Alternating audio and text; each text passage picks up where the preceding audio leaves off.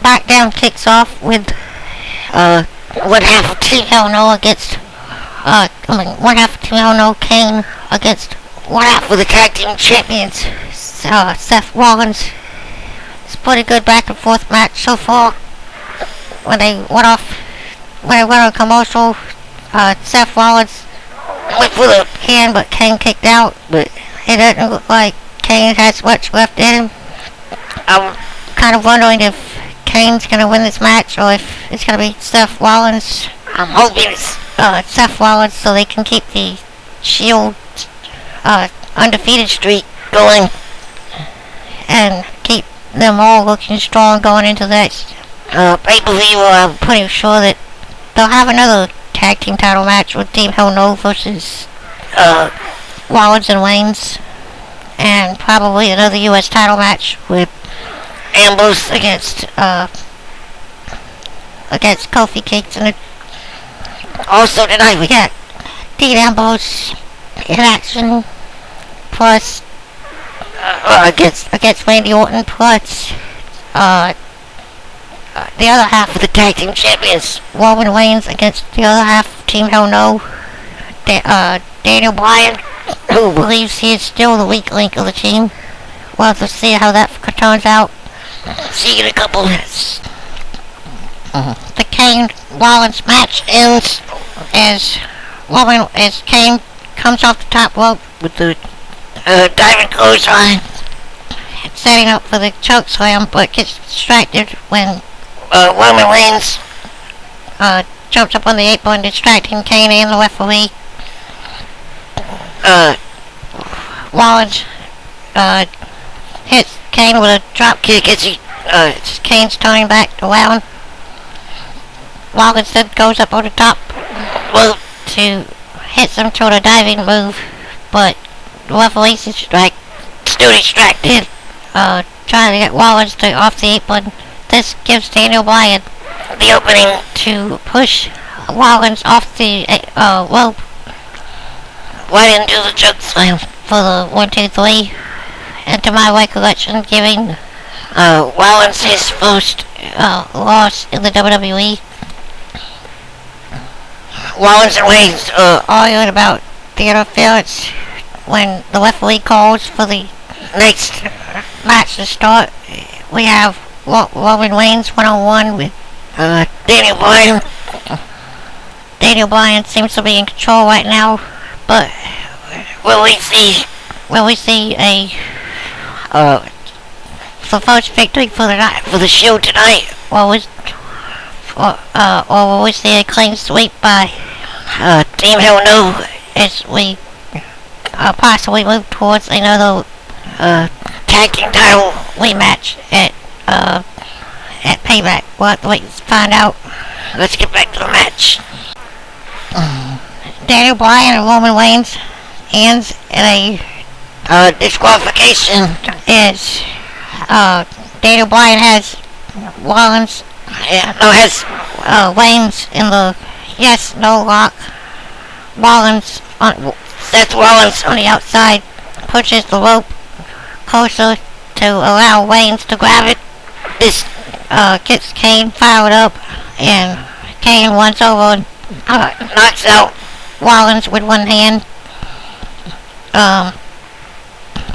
The ref pulls Daniel Bryan off the hold due to the rope break, and while the ref's distracted, try to get Bryan to back off the hold.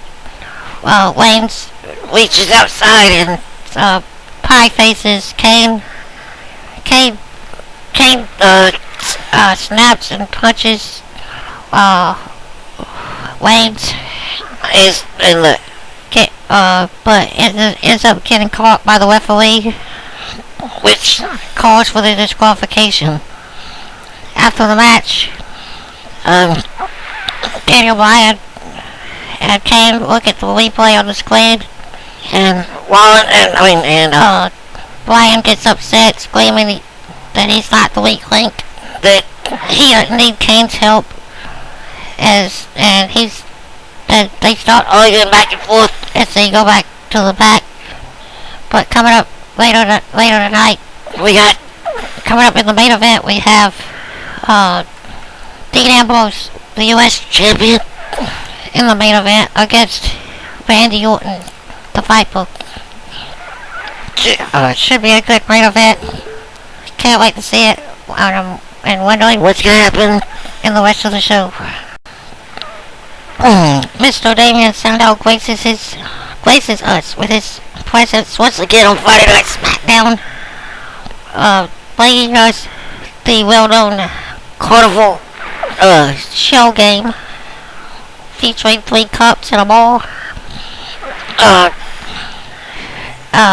He challenges anyone to come out, either from the audience or from the back, to play the game.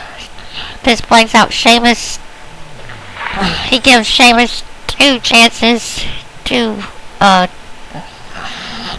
the ball. Sheamus misses the first time. We go down with 3 cups. Sandow allows him to do it again with 2 and tells him his idiot license is good for 1 more day, or good for 1 more year, which I thought was hilarious. Sheamus once again chooses the wrong cup when there's only 2 to choose from, and then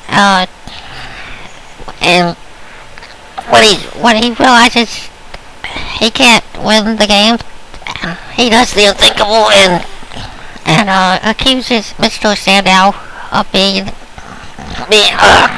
of cheating at the game.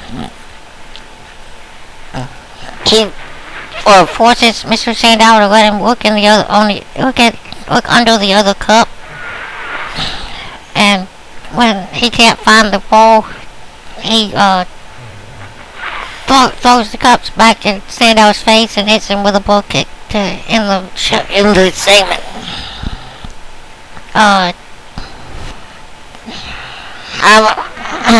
Then we then go backstage to show that Curtis Axel is on his way to the ring, along with his manager, Mr. Paul Heyman.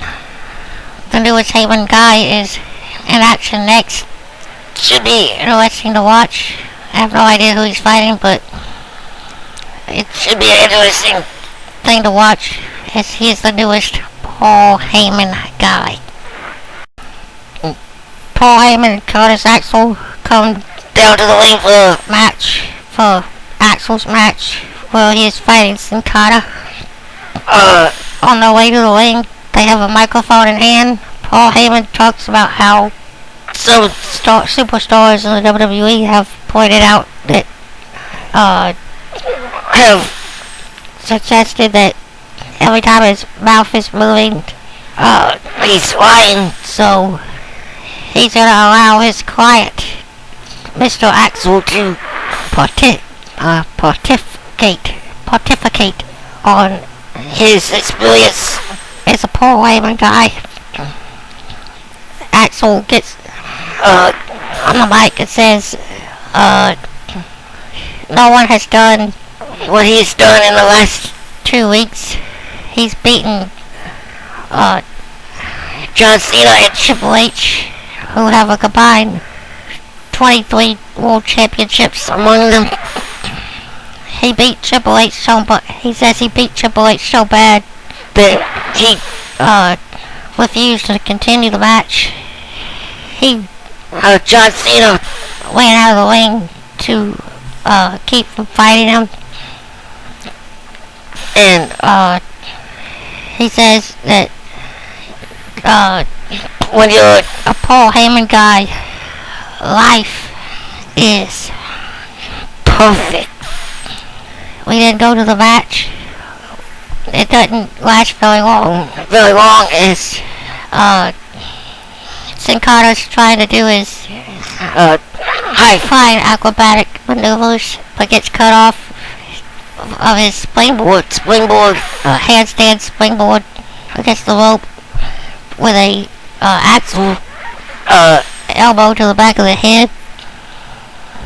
This sets up Curtis Axel to pull off the legendary move of his Hall of Fame father, Mr. Perfect Kurt Hennig, finishing Sin-Cara off with the perfect flex. Life is truly good as a Paul Heyman guy. Curtis Axel still on a low, still on a big high since being signed by Mr. Heyman.